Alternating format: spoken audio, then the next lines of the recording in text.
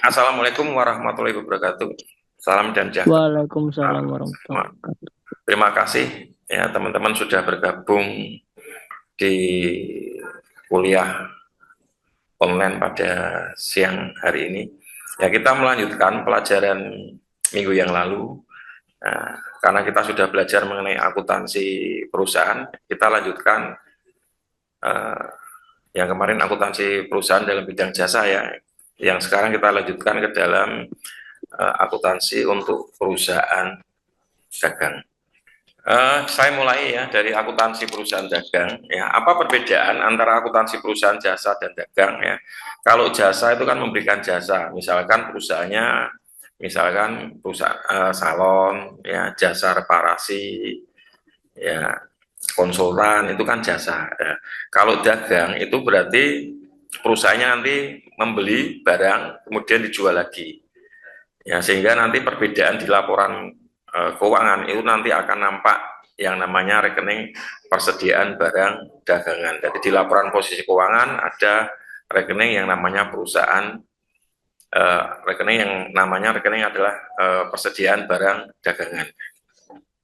Di samping itu perbedaannya yang kedua, tadi yang pertama ya, yang kedua adalah uh, menyusun ya, laporan harga pokok penjualan. Jadi perbedaannya kalau perusahaan jasa tidak ada laporan harga pokok penjualan, tetapi kalau perusahaan dagang ada eh, laporan HPP. Karakteristik daripada perusahaan dagang itu jual beli barang dagangan. Ini aktivitas utamanya. Ya. Barang yang dimiliki itu tidak melebihi satu periode akuntansi. Satu periode akuntansi itu 1 tahun. Nah, kemudian di laporan posisi keuangan ya ada rekening yang namanya persediaan barang dagangan. Nanti transaksinya ya kegiatannya yaitu pembelian barang dagangan, kemudian penjualannya berupa barang dagangan. Ya, contoh daripada perusahaan yang bergerak di dalam bidang perdagangan, contohnya misalkan supermarket, ya agen jual beli kendaraan dan lain sebagainya. Ya. Ketentuan bisnis yang berlaku ya itu ada 4 ya. Yang pertama itu penyerahan hak kepemilikan. Kapan hak kepemilikannya itu berpindah dari penjual ke pembeli ya. Kemudian intensif pelunasannya ya, apakah nanti penjualannya bisa kredit atau tunai. Kemudian biasanya nanti dalam transaksi ada potongan ya, kemudian ada retur atau keringanan harga. Nah, kalau perusahaan sering terjadi retur, terutama retur penjualan, itu menunjukkan bahwa perusahaan itu sistem akuntansinya jelek. Mengapa jelek? Karena biasanya kalau barang dipesan, dikirim, itu kan seharusnya sudah dicek ya apakah barang yang dikirim itu sesuai dengan spesifikasinya, kemudian apakah barang tersebut cacat atau tidak dan lain sebagainya. Ya kalau terjadi sering retur ya berarti nanti perusahaannya itu sistem akuntansinya jelek, artinya pengendalian atau pengawasan terhadap barang yang dijual itu jelek. Kemudian akuntansi keempat tadi ya penyerahan hak kepemilikan, insentif, pelunasan, kemudian ada potongan dan retur atau kemungkinan ada diskon atau keringanan harga itu berkaitan dengan bisnis yang berlaku di dalam perusahaan dagang ataupun perusahaan manufaktur.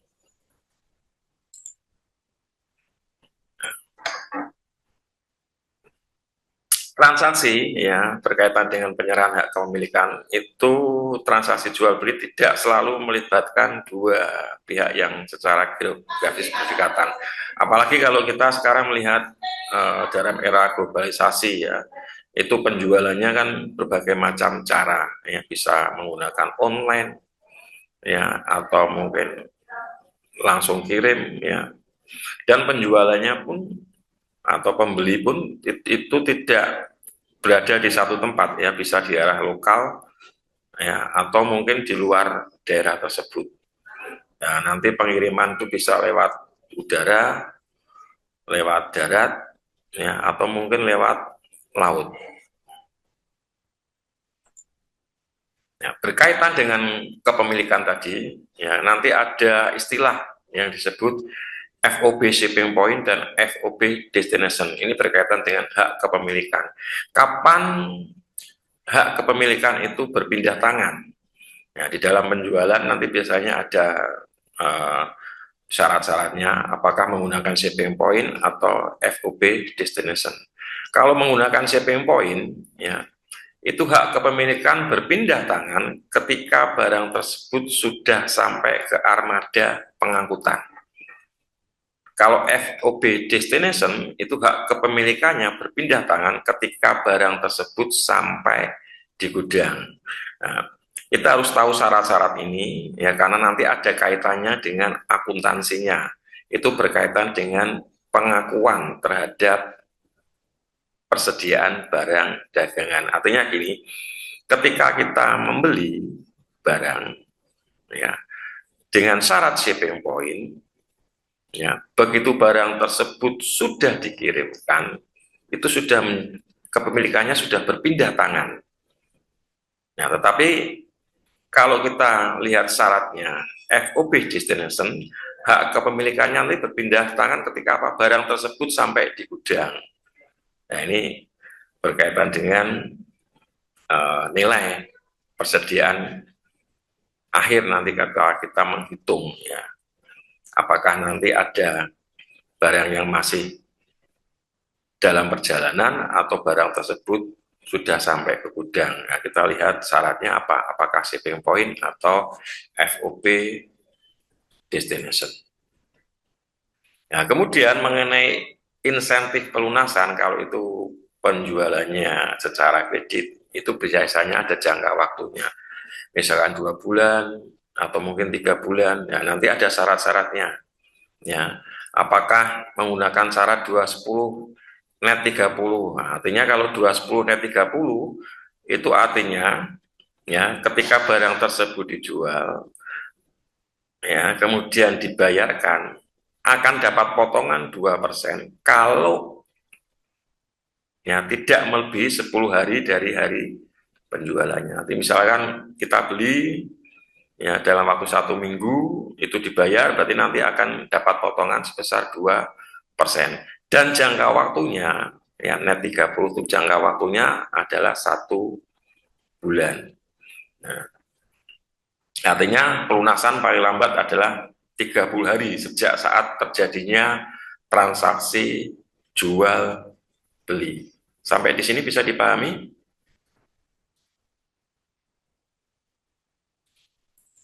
Ya, baik, saya lanjutkan, ya. Ya, Pak. Contohnya misalkan, ya, itu ada syarat penjualannya 210 WM. Ya, kapan paling lambat itu dilunasi, ya, kita bisa melihat tanggalnya, ya.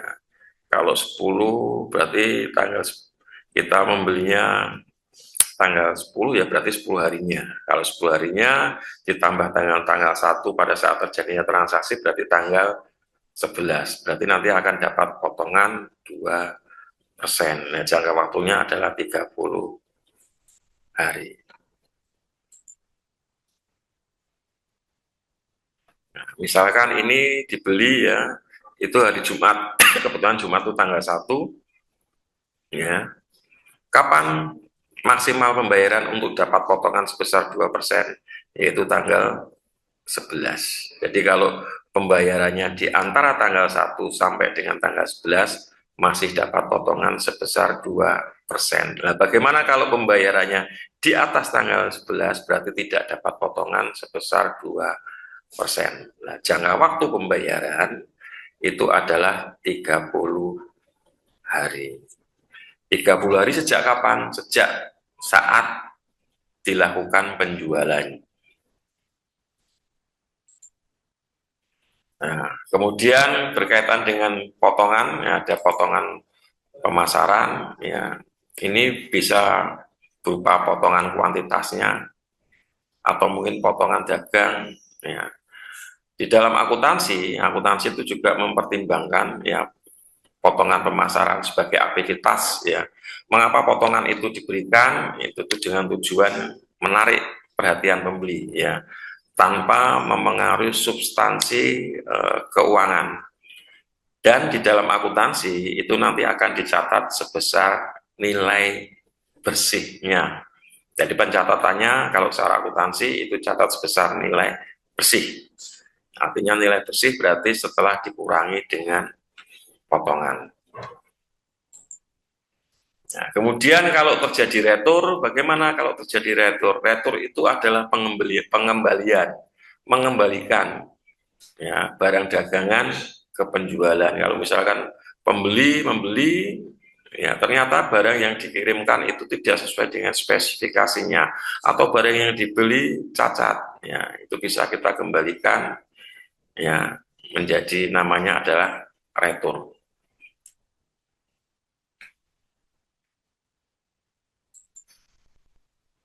Nah, secara umum ya akuntansi perusahaan dagang itu gambarannya adalah transaksi barang dagangan itu nanti terdiri dari transaksi pembelian barang dagangan sama transaksi penjualan barang dagangan. Nah, di dalam akuntansi ada dua metode pencatatannya, yaitu secara fisikal atau periodik. Yang kedua adalah secara perpetual. Nah, perbedaan itu apa? Nanti akan nampak ya. Perbedaannya pada saat dilakukan pencatatan. Kalau metode periodik atau fisikal itu mengetahui perubahan barang dagangan itu pada akhir periodik. Jadi pada akhir periodik pada saat penyusunan laporan keuangan nanti akan dilakukan yang namanya stok opnam. Stok opnam itu adalah perhitungan fisik persediaan barang dagangan. Jadi dihitung fisiknya berapa, tinggal berapa, nanti dikalikan dengan harga pokoknya, nanti akan ketemu berapa nilai persediaan akhirnya. Nah, hasil perhitungan fisik tadi ya nanti akan dicatat, nanti akan dibuat jurnal penyesuaian ya untuk menghitung berapa nilai persediaan akhir barang dagangan yang harus dicantumkan di dalam laporan posisi keuangan.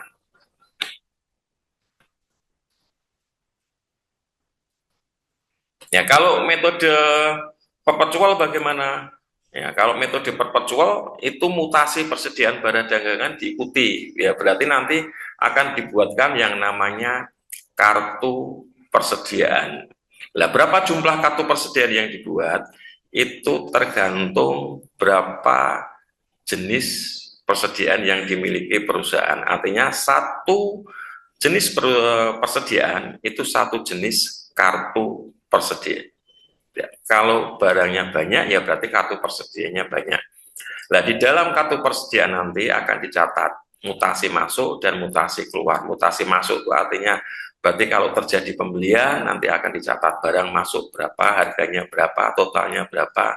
Nanti kalau dilakukan penjualan, berarti barangnya keluar. Yang keluar itu harga pokoknya berapa, kuantitasnya berapa. Nah, dengan metode perpetual, ya, setiap saat itu nanti akan bisa diketahui berapa nilai persediaan barang dagangan. Jadi berbeda dengan persediaan penghitungan secara fisikal atau pencatatan secara fisikal, ya itu tidak bisa diketahui setiap saat. Tetapi kalau metode perpetual itu setiap saat bisa diketahui berapa kuantitas persediaannya, berapa nilai persediaan barang dagangan. Ini saya ambilkan contoh transaksinya ya.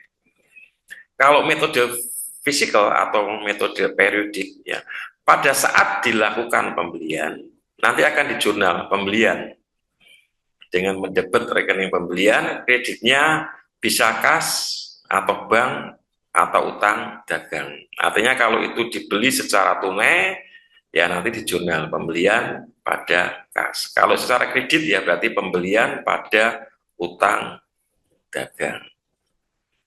Nah, kemudian kalau terjadi pengeluaran untuk beban angkut ya nanti akan dicatat ya beban angkut pembelian pada kas atau mungkin bank atau mungkin utang dagang. Nah, tergantung pembeliannya mengikuti ya.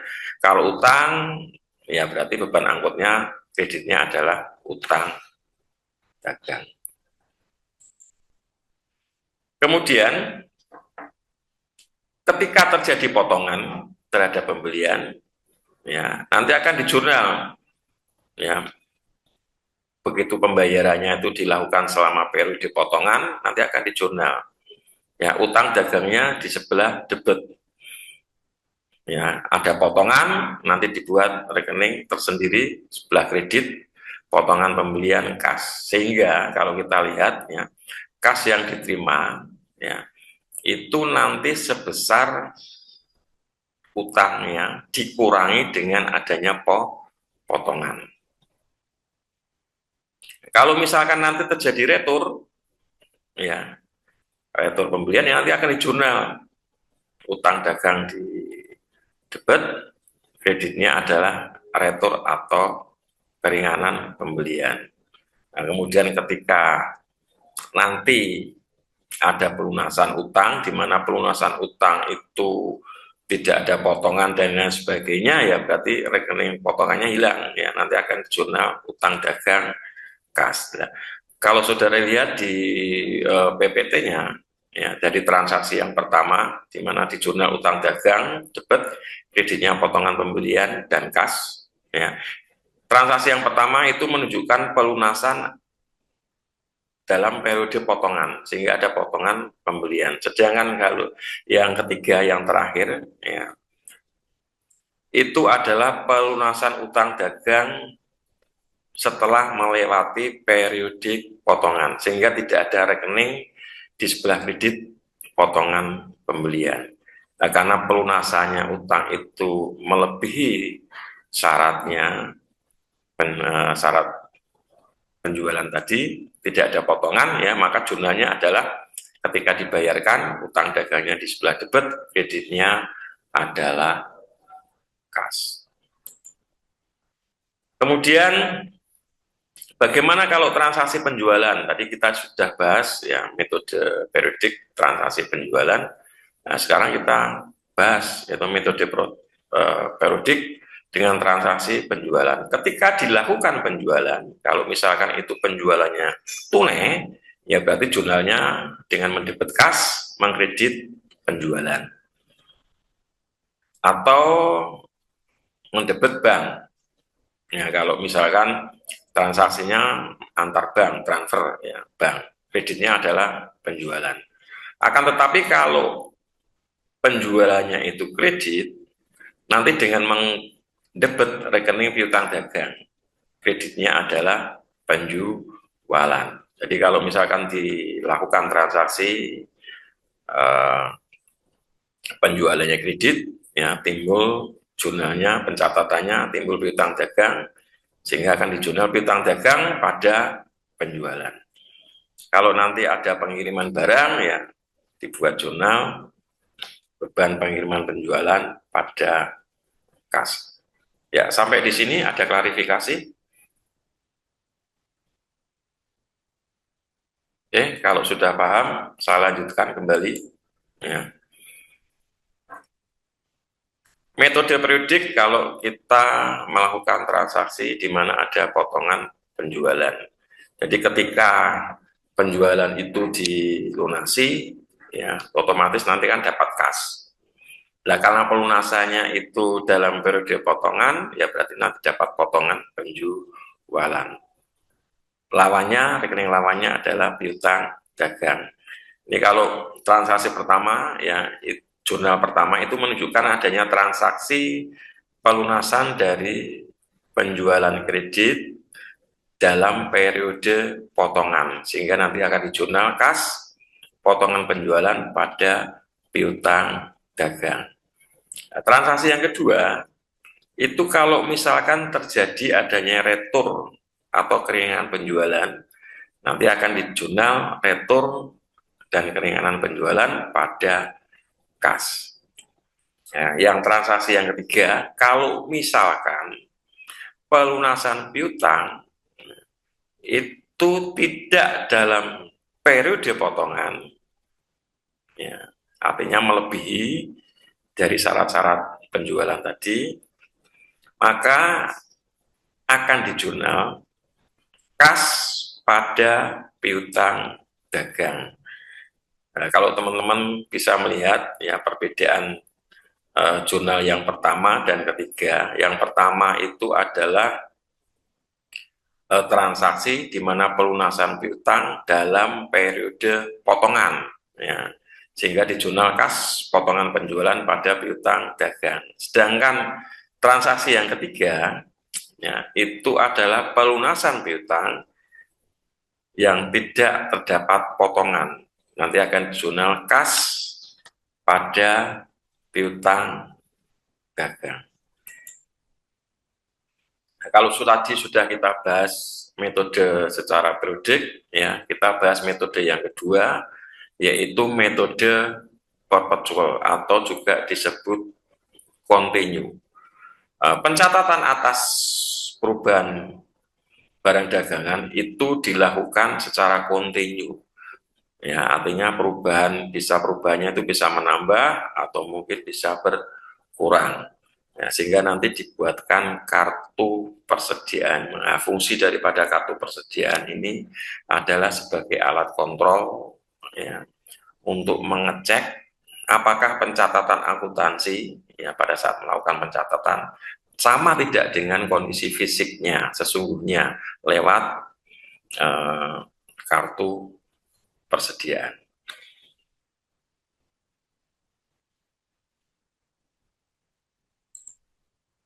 Ya, jurnal atau metode pencatatan, ya jurnal atau pencatatan atau dengan menggunakan metode perpetual, ya kalau dilakukan penjualan baik itu secara tunai ataupun secara kredit, ya atau transaksi pembelian, ya baik secara tunai maupun kredit, nanti akan dengan mendebet persediaan barang dagangan pada kas, bank, atau utang dagang.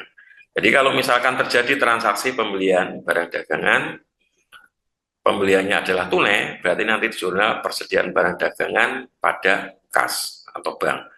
Kalau transaksinya adalah pembeliannya adalah kredit, nanti akan di jurnal persediaan barang dagangan pada utang dagang. Nah, perbedaannya apa dengan metode fisikal?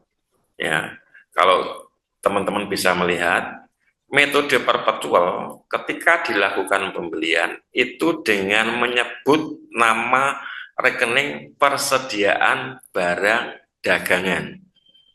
Nah, kalau teman-teman bisa melihat di paparan ya, yang pertama itu kan menyebut rekening persediaan barang dagangan. Tetapi kalau metode periodik itu dengan menyebut rekeningnya adalah pembelian. Ya, perbedaannya di situ ya antara metode perpetual dan metode fisikal. Ada perbedaan ya nama rekening yang disebut. Ya. Kemudian kalau terjadi beban angkut, ada beban angkut, ya beban angkut nanti akan menambah harga pokok daripada barang yang kita beli. Nah, sehingga transaksi nanti akan dicatat persediaan barang dagangan pada kas kalau itu pembayarannya atau pembeliannya secara tunai.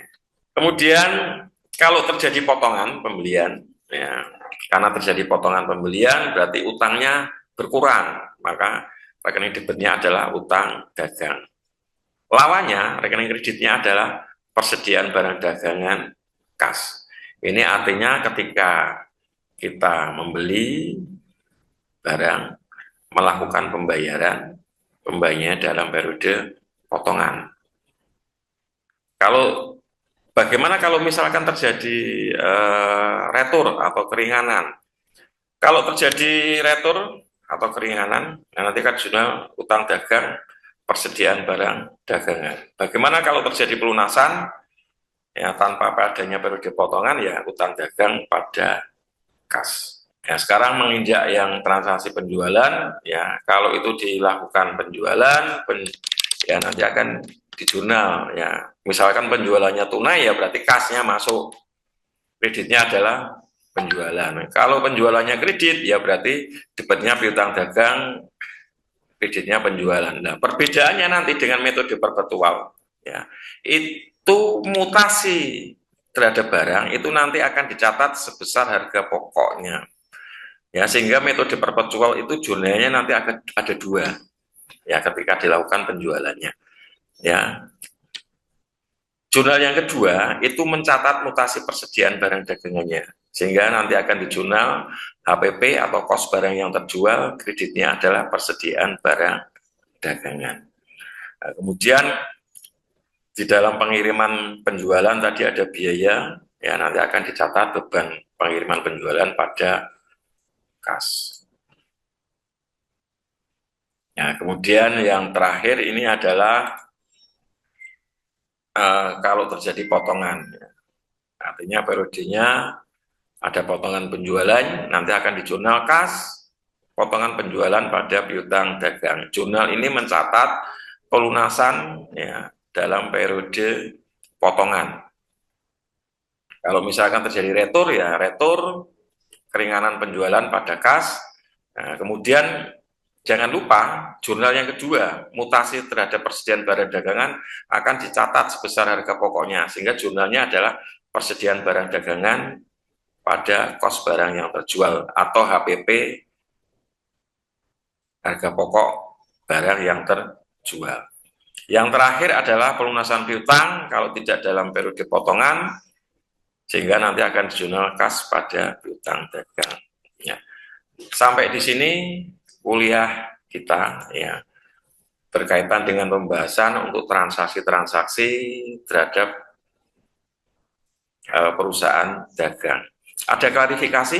Oke, kalau tidak ada klarifikasi, Tidak ada, Pak. ya sudah paham ya.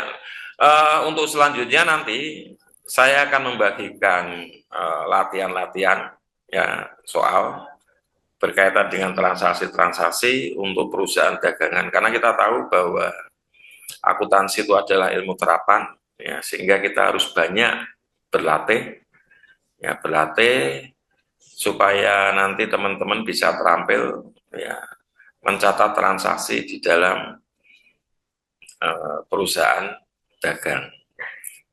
Kalau tidak ada pertanyaan, saya akhiri dulu kuliah pada siang hari ini.